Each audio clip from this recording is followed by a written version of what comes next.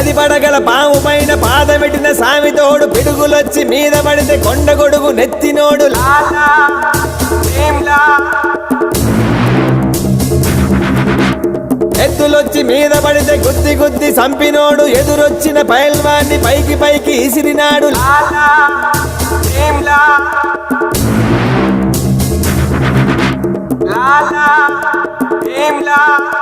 అడవి పొలే గొడవ పడే ఒడిసి పట్టు